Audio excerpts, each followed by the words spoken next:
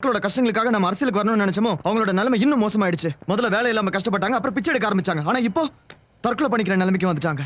அந்த பப்பு யாதவ் நம்ம மேல இருக்கிற கோவத்துல மக்களை கொடுமைப்படுத்த ஆரம்பிச்சிட்டான். கவர்மெண்ட் மக்களுக்காக ஒதுக்குன நிலத்துல ஏதோ கண் துடைப்புக்காக வீடு கட்ட ஆரம்பிச்சான். இப்போ அதை கூட பாதியிலேயே நிறுத்திட்டான். மக்களுக்கே நம்ம மேல வெறுப்பு வந்துருச்சு. ஏன்னா நம்ம எதுக்காக போராடுறோம்னு அவங்களுக்கு இன்னும் சரியா புரியலடா. நாம சிவில் டிஃபென்ஸ்ல சம்பாரிச்ச பேர் கூட இப்ப நாசமாயிடுச்சுடா. மக்கள் மத்தியில பேர் சம்பாதிக்கவோ பணம் சம்பாதிக்கவோ நாம இந்த அரசியல்ல காலடி எடுத்து வைக்கல. நல்லது பண்ணுங்கிற ஒரே எண்ணத்துலதான். இதுக்கு இடைஞ்சலா யார் வந்தாலும் அதுல இருந்து நாம பின்வாங்க கூடாது. ஆனா முதல்ல நம்ம மேல சுமத்தப்பட்ட டெரரிஸ்டுங்கிற பழிய நீக்கணும். இதுக்கெல்லாம் காரணம் பப்பு யாதவ் தான் நாம சட்டப்படி நிரூபிக்கணும். அப்பதான் நாம அரசியலுக்கு வந்ததுக்கு அர்த்தம் இருக்கும். மக்களும் நம்மள புரிஞ்சுப்பாங்க. அன்னைக்கு கேன்வாசிங்காக நாம வாடகைக்கு எடுத்த சுமோவோட ஓனர் யாருன்னு தெரிஞ்சுக்கிட்டா ஏதாவது ஒரு ஆதாரம் கிடைக்கும். ஏண்டா எப்படா இவ்வளவு நாள் இந்த பொண்ணை சமாளிச்ச? பயங்கர டார்ச்சரா இருக்கா? அவகிட்ட ரொம்ப ஜாக்கிரதையா இருக்கணும். இல்லனா எல்லாருக்கும் அல்வா கொடுத்து ரெஸ்க் போயிடுவா. ஒரு தடவை நாங்க பரிசல்ல போயிட்டு இருந்தோம். எங்களை ஒட்டின மாதிரி இன்னொரு பரிசல் வந்துச்சு. அதுல அவர் வந்துட்டு இருந்தாரு. நான் மெய் மறந்து போயிட்டேன். எல்லாரும் தாமிரபரணியை பார்த்துட்டு இருந்தாங்க. நான் மட்டும் அவரையே பார்த்துட்டு இருந்தேன். அவ்வளவு அசிங்கமா இருந்தானா? அவ்வளவு அழகா இருந்தாரு. அந்த அழகுல அது தண்ணிக்குள்ள விழுந்தது கூட கவனிக்கல. என்னது கண்ணா? கண்ணல்லடா, மூக்குத்தி. அவரை பார்த்துட்டு இருந்ததுல மூக்குத்தி தண்ணிக்குள்ள விழுந்துருச்சு. ஐயோ, அப்புறம் எனக்கு அழுகையா வந்துச்சு. திடீர்னு தண்ணிக்குள்ள குதிச்சுட்டாரு. அந்த சின்ன மூக்குத்திய ஆழத்துல இருந்து கண்டுபிடிச்சு கொண்டு வந்துட்டாரு. யார்கிட்டயாவது புடுங்கி கொடுத்துருப்பான். நீ என்ன எனக்கு முடுக்க பேசிட்டு இருக்க? உனக்கு இருக்குடா அவர் கையில. எங்க விட்ட?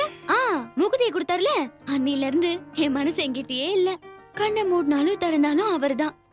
அன்னில இருந்து சரியா சாப்பிடுறதும் இல்ல, தூங்குறதும் இல்ல. ஒரு தடவை கோயிலுக்கு பின்னாடி ரோஜா தோட்டத்துல சந்திச்சுக்கிட்டோம். அப்போ அங்க ஐயோ எனக்கு வெக்கமா இருக்கு. ஐயோ எனக்கு பயமா இருக்கு. அப்ப அவர் என் பக்கத்துல வந்து என்ன சொன்னாரு தெரியுமா? வரும், உனக்கு என்ன வரம் வேணும் கேளுன்னு சொன்னாரு. பிகரங்களை மடக்கிறதுக்கு எல்லா ஆம்பளைங்களும் இதைத்தான் சொல்லுவாங்க. அப்ப நான் என்ன கேட்டேன் தெரியுமா? வெள்ளி கொலுசு, தங்க வளையல். இல்லடா சொட்ட, ஒரு சிகப்பு ரோஜா வேணும்னு கேட்டேன். டக்குன்னு கொடுத்துருப்பான். எப்படா கொடுப்பாரு? அது வெள்ளை ரோஜா தோட்டம். இவன் தாங்க முடியலையே. அப்ப அவர் என்ன செஞ்சிருப்பாருன்னு சொல்லுங்க பாக்கலாம். பூக்கடைக்கு போய் வாங்கிட்டு வந்திருப்பான். வேற ஏதாவது வரம் கேளு வரன்னு சொன்னானா? உங்க அறிவு கெட்டினது அவ்வளவுதான். ஆனா அவருக்குள்ள இருக்கிற காதலன் தன் காதலிக்காக என்ன செஞ்சாருன்னு சொல்றேன் கேளுங்க.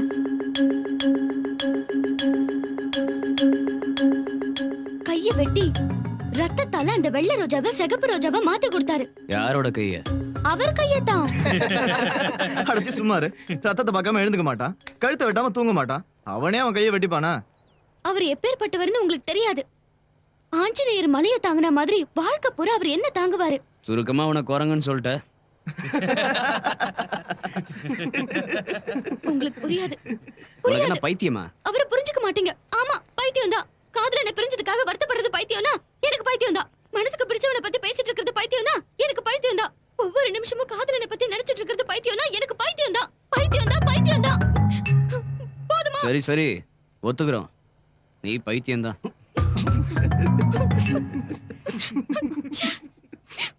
புனிதமான என் காதலை பத்தி உங்ககிட்ட சொன்னேன் பாரு.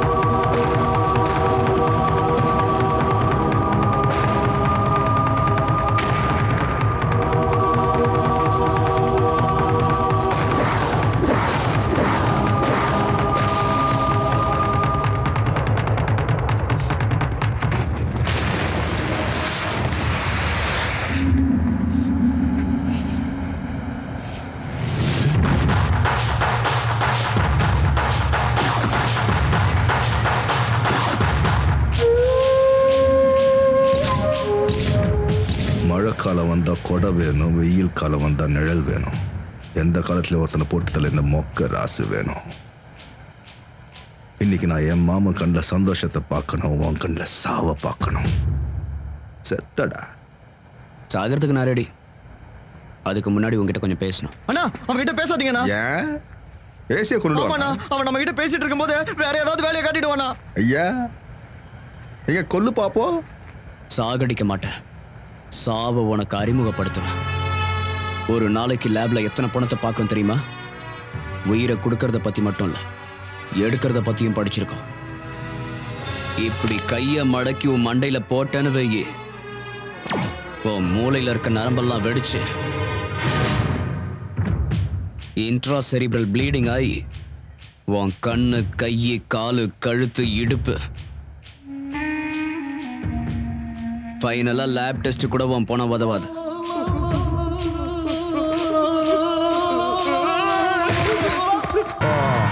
சரி வாடா, உன் காலேஜுக்கு போடமா போறது நானும் நீயான்னு பார்த்துடலாம் வா.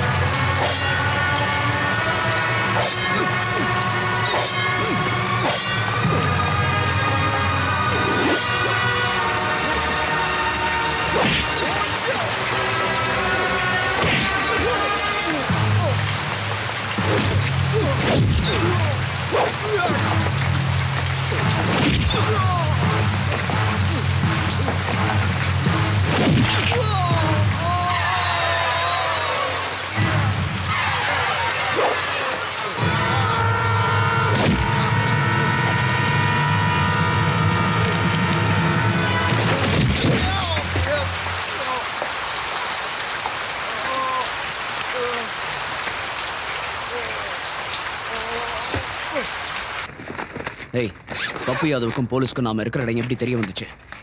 அதோட ஜெயில இருக்க வேண்டிய மொக்கராஸ் எப்படி வெளியே வந்தான்னு கண்டுபிடிங்க. மொக்கராசு விஷயத்தை எங்ககிட்ட விட்டுரு. போலீஸ் உன்னை எல்லா இடத்துலயும் தேடிட்டு இருக்கு, நீ பத்திரமா இரு. என்னை பத்தி கவலைப்படாதீங்க. நீங்க எல்லாரும் ஜாக்கிரதையா இருங்க. எப்பவுமே கான்டாக்ட்லயே இருங்க.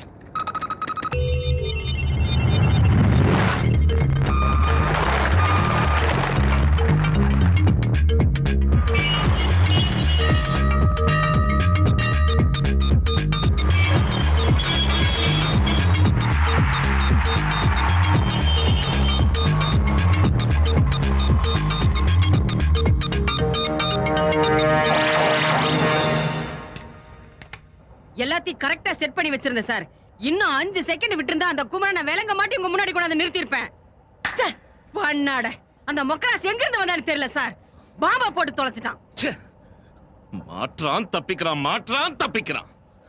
இப்படியே போய்கிட்டு இருந்தா எனக்கு பைத்தியம் பிடிச்சிடும். அந்த குமரன் லைன்ல இருக்கான்.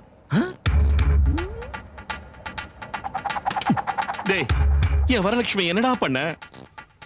இன்னும் எதுவும் பண்ணல. அப்ப என்ன பண்ணணும்னு நினைக்கிற? கோவில் கட்டி கும்பாபிஷேகம் பண்ணலான்னு இருக்கேன். உன் ஊர்வலத்தை கூட்டிட்டு வந்துரு. வரலட்சுமி உனக்கு கிடைக்கிறதும் கிடைக்காததும் நீ நிறைவேற்ற போற என் டிமாண்ட்ஸ் பொறுத்து இருக்கு. என்ன உன் டிமாண்ட்ஸ்? அரசாங்கங்கிறது மக்களுக்கு சேவை செய்யணும். என் டிமாண்ட் அதான்.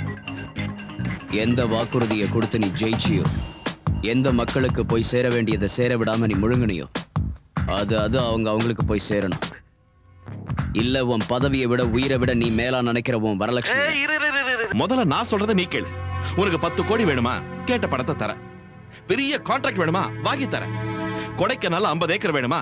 கொடுக்கறேன். இல்ல சென்னையில ஐடி பார்க் கட்டுறேன்னு சொல்லு, ஒரு 500 ஏக்கர் கவர்மெண்ட்ல இருந்து சாங்ஷன் பண்ணி தரேன். இந்த ஸ்டூடெண்ட்ஸ் அரசியலுக்கு வரணுங்கிறல்ல, ஒரு 50 சீட்டு கூட தரேன். சரியா? ஆனா இது என்னையா, மக்களுக்கு சேவை செய்யணுங்கிற, அவங்களுக்கு கொடுத்த வாக்குறுதியை நிறைவேற்றணுங்கிற, இதெல்லாம் என்னால முடியாது. என் டிமாண்ட்ஸை நீ நிறைவேற்றலன்னு வை, அடுத்த தடவை ஃபோன் பண்ண மாட்டேன். பண்ணாம இருந்ததை பண்ணு. சரி, ஒரு தடவை போன என் வரலட்சுமி கிட்ட கூட.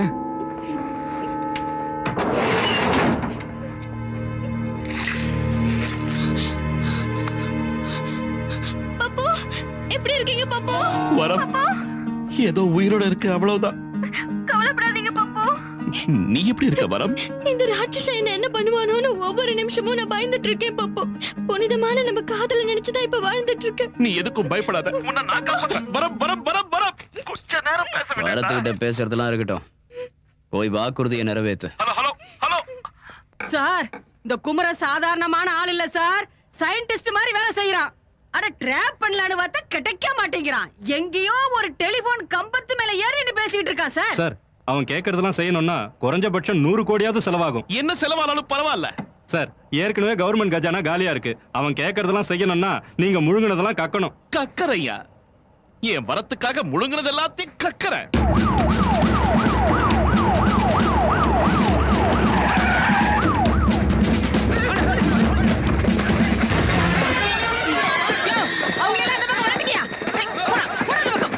மக்களுக்காக நீங்க இப்படி திடீர்னு சேவை செய்யறது பத்தி எல்லாரும் ஆச்சரியப்படுறாங்க. இத பத்தி உங்க கருத்து என்ன சார்? இதுல ஆச்சரியம் என்ன இருக்கு?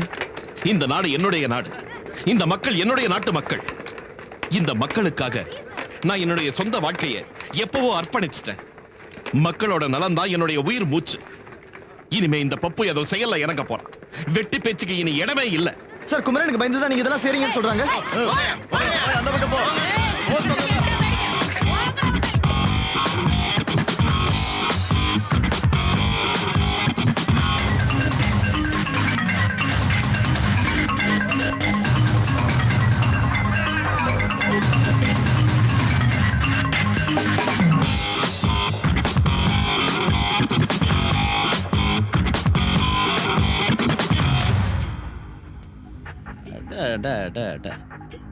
உன் பருப்பு ஷாஜகானே மிஞ்சிருவான் போல இருக்கு. அவராது ஒரு தாஜ்மஹால் தான் கட்டினாரு. இவன் உனக்காக 1000 கட்டடம் கட்டிக்கிட்டு இருக்கான் பாரு.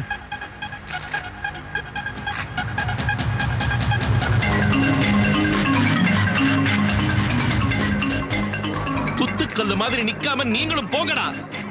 உங்களால முடிஞ்ச வேலையை செய்யுங்க. கூலி செலவாவது மிஞ்சுண்டா. வாங்க வாங்க.